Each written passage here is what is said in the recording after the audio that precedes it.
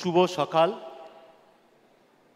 বিশিষ্ট অতিথি mister Gautam Mohan Chakraborty, retired IPS, former commission of police, Kolkata; mister Debashis Sen, retired IS, former additional chief secretary, government of West Bengal, former chairman, হিটকো; এবং উপস্থিত আমার ছাত্রছাত্রীবৃন্দ, যারা সরকারি পদে রয়েছেন, যারা আগামী দিনে নিজেদের প্রতিষ্ঠিত করার জন্য এখানে উপস্থিত হয়েছেন। বিশিষ্ট অতিথি mister Chandan Majumdar, CEO of Rice Adamas group; mister Shubhashis Mitra, president of Rice Adamas group; doctor Ankita Chakraborty এবং বিশিষ্ট ব্যক্তিবর্গ। আজকে এই 15তম সমাবর্তন উৎসব আমি জানাতে চাই, আজ থেকে প্রায় 40 বছর আগে কিভাবে এই প্রতিষ্ঠানের জন্ম হয়, কিভাবে বছরের পর বছর আমি দেখেছি ছাত্রছাত্রীদের স্বপ্ন তৈরি হয়েছে। সেই স্বপ্ন কিভাবে সর্বভারতীয় ক্ষেত্রে একটি প্রতিষ্ঠানকে প্রতিষ্ঠিত হতে সাহায্য করেছে। এই দীর্ঘ 40 বছরে হাজার হাজার ছাত্রছাত্রী, প্রায় 2 লক্ষের উপর স্টুডেন্ট, যারা রাইসের প্রাক্তন ছাত্রছাত্রী, এই মুহূর্তে কেন্দ্রীয় এবং রাজ্য সরকারের বিভিন্ন দপ্তরে চাকরি করছেন। আজকেও অনেকে বিশিষ্ট আমাদের প্রাক্তন ছাত্রছাত্রীরা এসছেন, তারা সফল হয়েছেন, তাদেরকে অর্গানাইজেশন স্বীকৃতি জানিয়েছেন এবং এই স্মরণীয় মুহূর্তে তাদের উপস্থিত হবার জন্য আমি তাদের প্রতি কৃতজ্ঞতা প্রকাশ করব। আমি কৃতজ্ঞতা প্রকাশ করব যারা গত 2 বছরের মধ্যে সফল হয়েছেন। প্রায় 1200 স্টুডেন্ট আজকে যারা এখান থেকে পুরস্কৃত হবেন। আমি আজকের ছাত্রছাত্রীদের বলবো, প্রতিষ্ঠা কিন্তু সহজে আসে না। যে প্রতিষ্ঠান ভারতবর্ষের সবচেয়ে পুরনো এবং সর্ববৃহৎ প্রতিষ্ঠান, কিভাবে সাফল্যের ইতিহাস তৈরি হলো, সেই ভাবনা, সেই ঘটনা যদি না বলি, তাহলে এই 15তম সমাবর্তন উৎসব কিন্তু কিছুটা হলেও ঘাটতি থেকে যাবে। আমার মনে পড়ে 90-এর দশকে সারা ডিস্ট্রিক্টসে যখন একটির পর একটি ব্রাঞ্চ রাইসের খোলা হচ্ছে, সঙ্গে হেড অফিস বেলঘরিয়া এবং শিয়ালদাতেও ছাত্রছাত্রীরা পড়াশোনা করছে। তোমাদের জানা দরকার, এই সাফল্যের ইতিহাস পেছনে আমাদের রাইসের যে ফ্যাকাল্টিরা রয়েছেন, তারা কিভাবে তাদের জীবনের মূল্যবান সময় কাটিয়েছেন এই সাফল্যকে ছাত্রছাত্রীদের মধ্যে পৌঁছে দিতে। আমি ভীষণ ভাগ্যবান মনে করি, দীর্ঘ এই 40 বছরে প্রায় 200-র উপর ফ্যাকাল্টি, যাদের প্রায় দীর্ঘ 25-30 বছর ধরে রাইসের সাথে যুক্ত রয়েছেন, কিভাবে তারা এই মন্ত্র পশ্চিমবঙ্গের ছেলেমেয়েদের কাছে পৌঁছে দেবে তা নিয়ে তারা ভেবেছেন এবং তাদের জীবনের স্মরণীয় এবং মূল্যবান মুহূর্ত ছাত্রছাত্রীদের সাথে কাটিয়েছেন। 90-এর দশকে আমার মনে পড়ে, প্রতি সপ্তাহে আমার ডিস্ট্রিক্টসে যাওয়ার একদম কম্পালসারি ছিল। কি বিশ্বাস ছিল, আমাদের জেলার ছাত্রছাত্রীরা ভীষণ প্রতিভাবান, কিন্তু তাদের পাশে দাঁড়িয়ে যদি কেউ বলতে পারে তুমিও সফল হবে এবং ঠিক করে যদি পথ দেখানো যায়, তাহলে কিন্তু এই সাফল্য আসতে পারে। আমার মনে পড়ে সেই দিনগুলো যখন সোমবার সকালে, তখন দিল্লি রোড, বম্বে রোড হয়নি, সকাল 4টের সময় আমার মারুতি ভ্যান নিয়ে আমি রওনা দিতাম। প্রথম ক্লাস হচ্ছে আমার বহরমপুর। বেলা প্রায় 10:30, 11টায় বহরমপুরে পৌঁছতাম।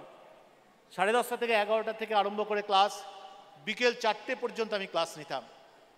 সোমবার এইভাবে বিকেল কাটানোর পর সন্ধ্যাবেলায় প্রায় 5টা, 5:30টায় আমি সেই মারুতি ভ্যান নিয়ে রওনা দিতাম মালদায়, কারণ পরের দিন আমার মালদায় ক্লাস আছে।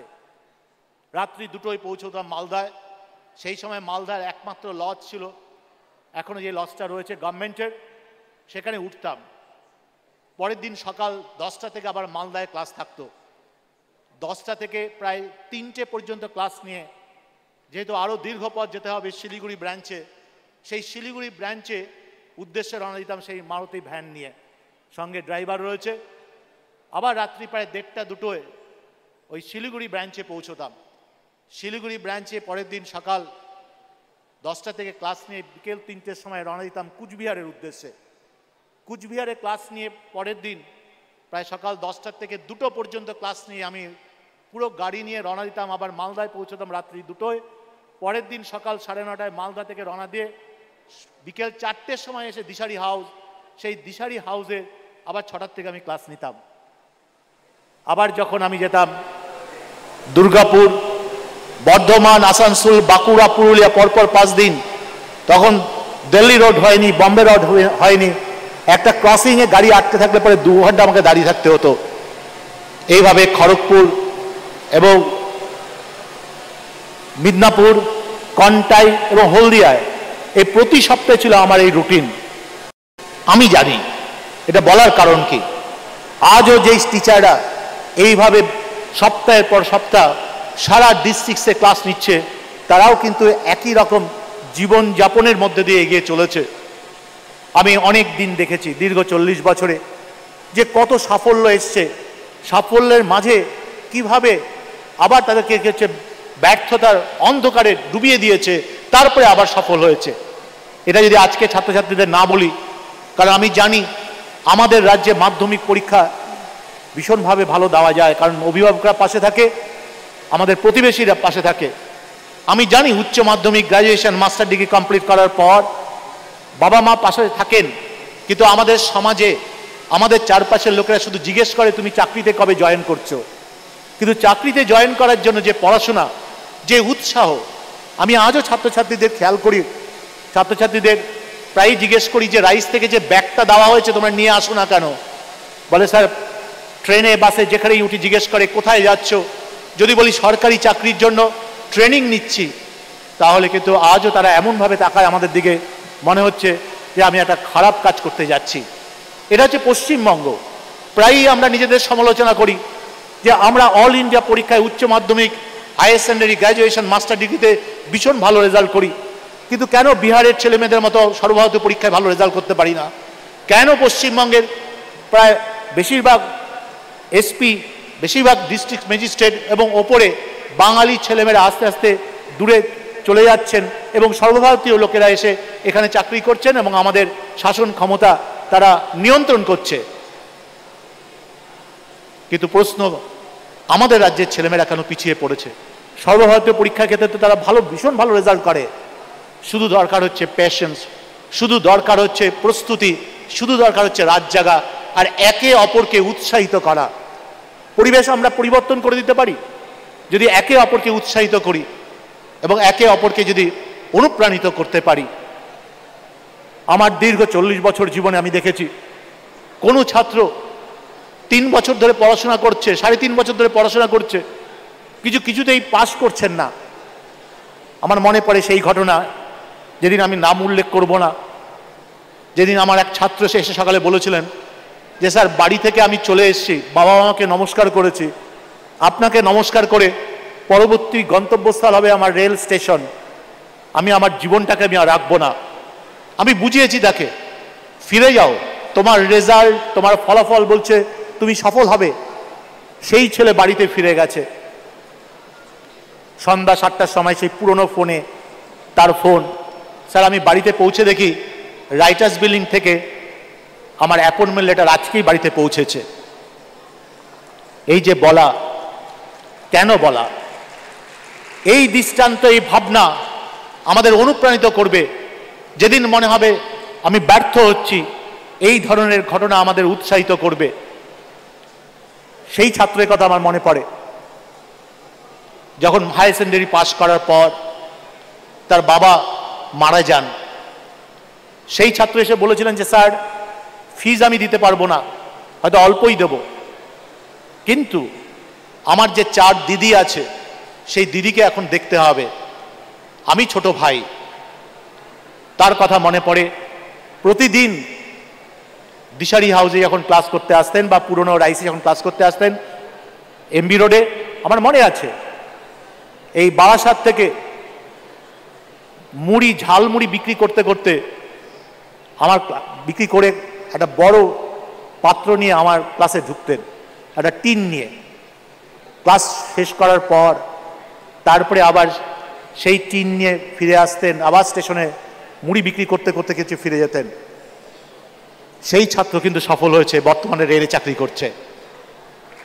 যেদিন সে চাকরি পেল তার 1 মাস পরে এসে বলে, স্যার আমার বড়দি বয়স এখন 31, আমাকেই বিয়ে দিতে হবে। আমি বললাম তাহলে একদিন নিয়ে এসো, কারণ পিএসসি পরীক্ষাটা 32 বছর পর্যন্ত তখন দেওয়া যেত। 1 বছর প্রস্তুতি নিয়ে সেই বড়দি আবার পিএসসিতে জয়েন করলো। তারপরে তার বোন, তারপরে নেক্সট বোন, 4 জন গেছে এই রাইস থেকে পাশ করলো। আজকে তোমরা পত্রপত্রিকায় প্রায়ই দেখো যে আমাদের শিয়ালদা ব্রাঞ্চ থেকে কিছুদিন আগে একটা বের করা হয়েছিল যে তার বাবাও সিজিএল এ পাশ করেছিল, সে এখন রিটায়ার করেছেন, তারপরে তার ছেলে এসছেন রাইসে পড়তে, সেও আবার সিজিএল এ র্যাঙ্ক করেছে। কেন এই ঘটনাগুলো বলা? একটাই কারণ, কিন্তু আমি আবার বলবো, গ্র্যাজুয়েশন কমপ্লিট করার পর রাত জেগে পড়া, সরকারি চাকরির জন্য ভীষণভাবে প্রস্তুতি নেওয়া, সেখানে কিন্তু খুব কঠিন জায়গা। কিন্তু এই হাজার একটা বিভিন্ন রকমের ঘটনা আমাকে আজও অনুপ্রাণিত করে যে ক্লাসরুমে যদি যেতে পারি, ছাত্রছাত্রীদের যদি বলতে পারি, তাহলে নিশ্চয়ই কি হচ্ছে, তোমাদের মধ্যে যে প্রতিভা রয়েছে সেই প্রতিভায় অন্তত পশ্চিমবঙ্গ কেন ভারতবর্ষের একটি সরকারি চাকরি পাওয়া যায়। তোমরা বিশ্বাস করবে, আজও সর্বভারতীয় পরীক্ষার ক্ষেত্রে যে প্রশ্নপত্র তৈরি হয় তার প্রায় 70% প্রশ্ন আসে মাধ্যমিক লেভেলে, 20% প্রশ্ন আসে হায়ার সেকেন্ডারি লেভেলে, 10% প্রশ্ন আসে আন্ডার গ্র্যাজুয়েট মাস্টার্স লেভেলে। এবং ভারতবর্ষের যে কোনো পরীক্ষায় 60% মার্কস যদি পাওয়া যায় ঠিক মতো, তাহলে যে কোনো পরীক্ষায় তুমি পাস করবে। কি প্রমাণ হয়? মাধ্যমিক পাসই যে কোনো একটি পরীক্ষায় ক্র্যাক করার ক্ষেত্রে যথেষ্ট। এই যে কনফিডেন্স, এই যে ভাবনা, এটা তোমাদের মধ্যে নিয়ে নিতে হবে। হ্যাঁ, স্কুলে তুমি একটি সাবজেক্ট করে প্রতিদিন পরীক্ষা দিচ্ছিলে, আর যখন তুমি কম্পিটিটিভ পরীক্ষায় বসবে 15 থেকে 20টি সাবজেক্ট তোমাকে জানতে হবে, একসাথে মাথায় নিয়ে বসতে হবে। এই প্র্যাকটিসটার জন্যই দীর্ঘ প্রায় 2 বছর প্রতি 10 থেকে 12 ঘন্টা তোমাকে প্র্যাকটিস করতে হবে। এটা আমাদের আয়ত্ত করতে হবে। তাই এই 15তম সমাবর্তন উৎসবে আমাদের কাছে চ্যালেঞ্জ হচ্ছে আগামী দিনে পশ্চিমবঙ্গের ছেলেমেয়েদের আরও কিভাবে এগিয়ে দেওয়া যায়। বিশেষত এই রাজ্যের বাঙালি ছেলেমেয়েরা শুধু রাজ্যের পরীক্ষা নয়, কিন্তু সর্বভারতীয় পরীক্ষার ক্ষেত্রে আমাদের আরও যত্নবান হতে হবে। আমাদের যত্ন নিতে হবে সিজিএল পরীক্ষার জন্য, আমাদের যত্ন নিতে হবে স্টাফ সিলেকশন পরীক্ষার জন্য। এবং তোমরা শুনে খুশি হবে, পশ্চিমবঙ্গের একটি বৃহৎ অংশ ছেলেমেয়ে এখন কিন্তু ইউপিএসসি পরীক্ষার মধ্যে থেকে সর্বভারতীয় পরীক্ষার জন্য প্রস্তুতি নিচ্ছে। এবং আজকে যারা সফল ছাত্রছাত্রীরা এসছেন, ডাব্লিউবিসিএস এক্সিকিউটিভ পদে, বিভিন্ন পদে রয়েছেন, মঞ্চেও আজকে তারা এসছিলেন এবং আরও অনেকে আসছে, যারা ডান দিকে এবং বাঁ দিকে সফল ছাত্রছাত্রীরা বসে আছে। তোমাদের মধ্যেও ক্ষমতা রয়েছে ইউপিএসসি পরীক্ষায় আইএস আইপিএস হওয়ার। এবং রাইস যেভাবে এই মুহূর্তে দিল্লিতে মুখার্জি নগরে প্রতিষ্ঠানের মধ্যে দিয়ে আইএস আইপিএস এর দিল্লি থেকে ফ্যাকাল্টি এসে এখানে পড়াশোনা করাচ্ছেন, এই সুযোগ তোমাদের নিতে হবে। এবং তোমাদের মধ্যেই আগামী দিনের আরও আইএস আইপিএস এখান থেকে সফল হতে পারে। কিন্তু শুধুমাত্র ডাব্লিউবিসিএস এ সফল হলাম সেইখানটায় তোমরা থেমে থেকো না, কিন্তু শুধুমাত্র সিজিএল পরীক্ষায় সফল হলাম সেই জায়গাটায় তোমরা কিন্তু থেমে থেকো না। আমি বলবো, আমরা রিসেন্টলি আরম্ভ করেছি রাইস রেসিডেন্সিয়াল, প্রায় 12 থেকে 14 ঘন্টা 50 থেকে 60 জন ছেলে মেয়ে এখান থেকে পড়াশোনা করছে। লাইব্রেরিতে রাত্রি 2টো পর্যন্ত পড়াশোনা করছে, ভোরবেলায় পড়াশোনা করছে। এই যে প্রসেসটা, এই পদ্ধতিটাই আমাদের রাজ্যের ছেলেমেয়েদের মধ্যে প্রবেশ করাতে হবে এবং তাদের মানসিকভাবে প্রস্তুত করতে হবে। তাই আমি বলবো, বিশেষ করে আজকে পশ্চিমবঙ্গের বিভিন্ন জেলা থেকে, সুদূর দার্জিলিং, কুচবিহার থেকে, মালদা থেকে, শিলিগুড়ি থেকে, যারা মিদনাপুর থেকে এসছেন, খড়গপুর থেকে এসছেন, যারা কন্টাই থেকে এসছেন, যারা বর্ধমান, দুর্গাপুর, আসানসোল থেকে এসছেন, তারা একটা প্রতিজ্ঞা নিয়ে অন্তত বাড়িতে ফিরবেন যে নেক্সট 2 বছরের মধ্যে আপনারাও এই মঞ্চে উঠতে পারবেন কিন্তু একজন সফল ছাত্রছাত্রী হিসাবে। রাইস একটা প্রসেসের মধ্যে থেকে একটা ইনস্টিটিউট তৈরি হয়েছে।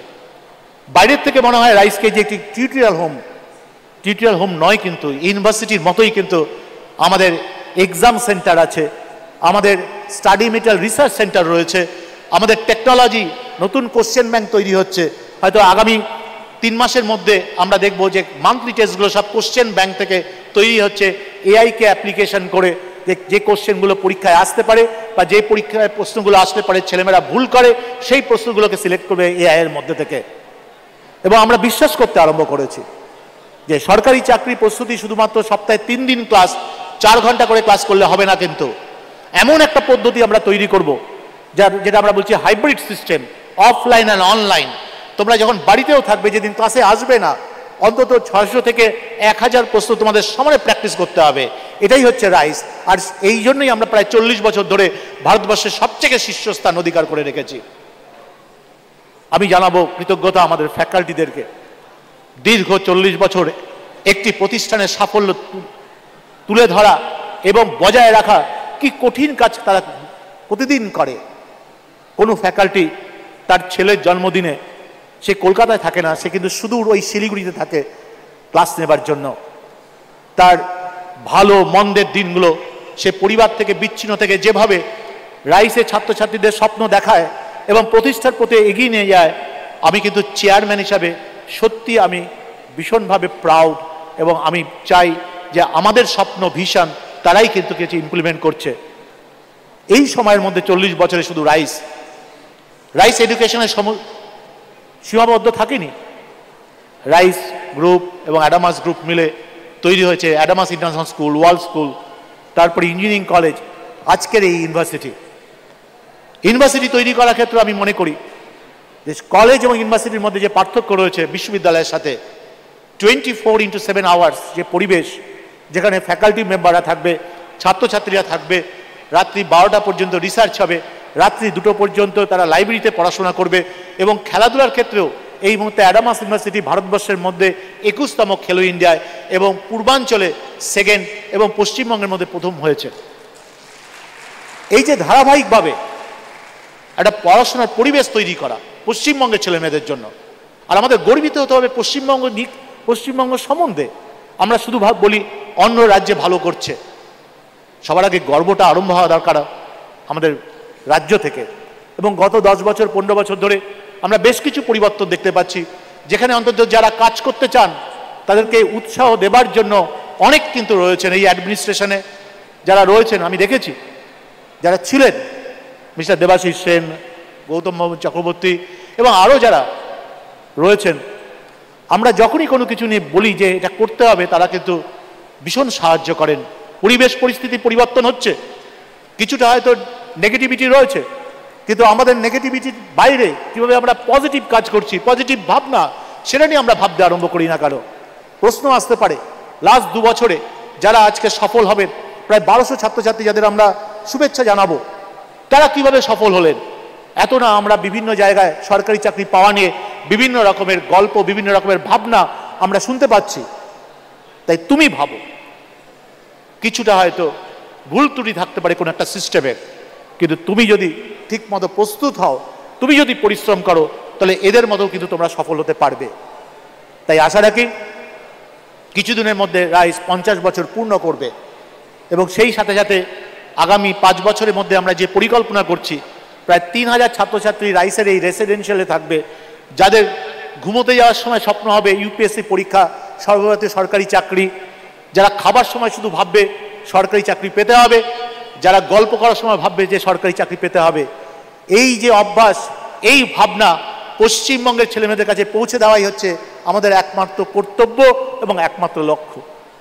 তাই এই 15তম সমাবর্তন উৎসবে যারা এসছেন, আমরা সারাদিন সফল ছাত্রছাত্রীদের শুভেচ্ছা জানাবো, কিন্তু সঙ্গে সঙ্গে খেয়াল রাখবে বর্তমান ছাত্রছাত্রীরা অন্তত এই প্রতিজ্ঞা নিয়ে বাড়ি ফিরবে তোমরা, যে আগামী 2 বছরের মধ্যে তোমরাও সফল হবে। ধন্যবাদ।